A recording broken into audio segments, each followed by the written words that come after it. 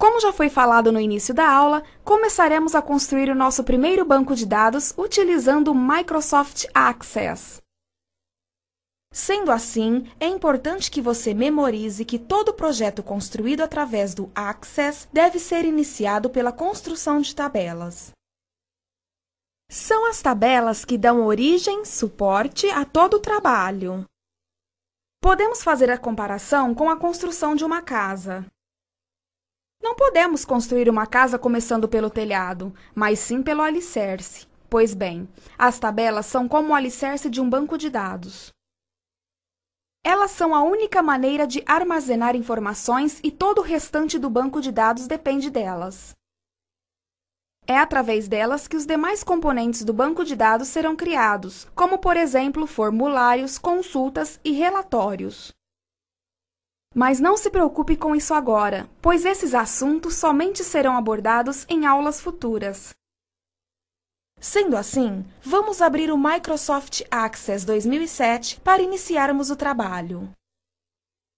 Para isso, clique sobre o botão Iniciar, leve o cursor até o grupo Todos os programas e, em seguida, aponte para o Microsoft Office.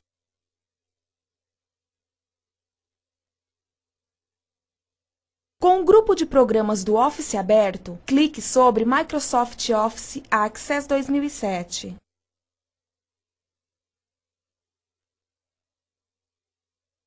Em seguida, clique sobre a opção Banco de dados em branco, pois começaremos um novo banco de dados a partir do zero.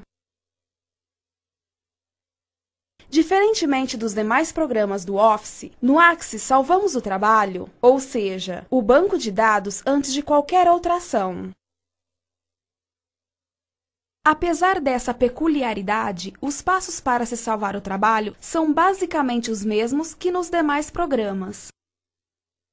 Clique na caixa Procurar um local para armazenar o banco de dados, conforme está sendo indicada.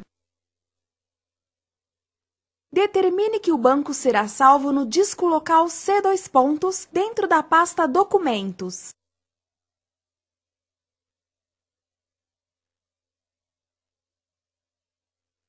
Clique na caixa Nome do arquivo. Apague o nome que o Access sugerir. Digite Magazine Electron e clique na opção Criar.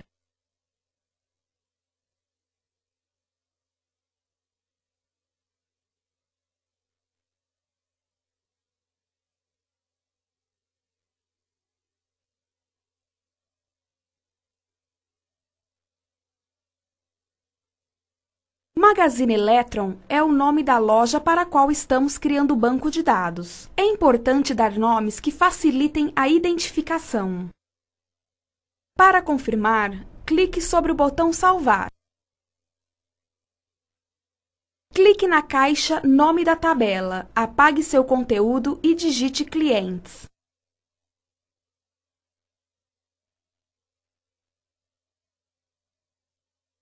Clique sobre o botão OK para confirmar a operação. No canto esquerdo acima da tela, temos uma opção chamada Modo de exibição. Clique sobre ela e escolha a opção Modo Design.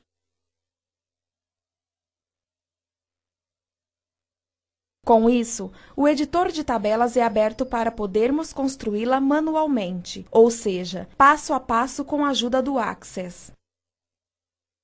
Observe que este editor de tabelas é composto por 3 colunas. Na primeira coluna, chamada de Nome do campo, definimos o nome que aquele determinado espaço terá. Por exemplo, se escrevermos aqui a expressão Nome do cliente, criaremos um campo na tabela que servirá para cadastrar o nome do cliente. Para exemplificar, nas antigas fichas seria o espaço destinado para o cadastramento do nome do cliente. Na segunda coluna, Tipo de dados, definimos o formato dos dados que serão inseridos no campo. Nesta coluna, especificamos se o conteúdo do campo será em formato de texto, número ou data. E na terceira coluna, denominada Descrição, podemos inserir uma legenda ao campo para ajudar a pessoa que for inserir os dados na tabela. Por exemplo, assim que o funcionário fosse cadastrar um nome, apareceria escrito na parte de baixo da tela: digite o nome sem abreviações. Isso faz com que a pessoa que estiver cadastrando os dados tenha alguma orientação a respeito do que deve ser cadastrado. Apenas lembrando, devemos construir 3 tabelas: a dos clientes, a dos fornecedores e, por fim, a dos produtos. Começaremos construindo a tabela para armazenar os dados dos clientes. Como dissemos, as tabelas são como fichas, e sendo assim, é preciso pensar bem nos campos que elas possuirão. Apenas como exercício, clique sobre cada um dos campos que você acha que uma loja de eletrodomésticos deve conter.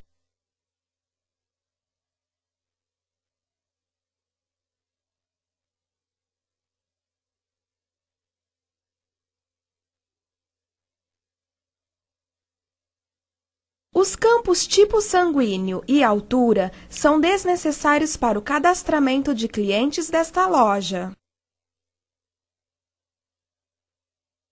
Talvez, em outro tipo de estabelecimento, eles até seriam úteis, porém, no caso de uma loja desse tipo, eles devem ficar fora.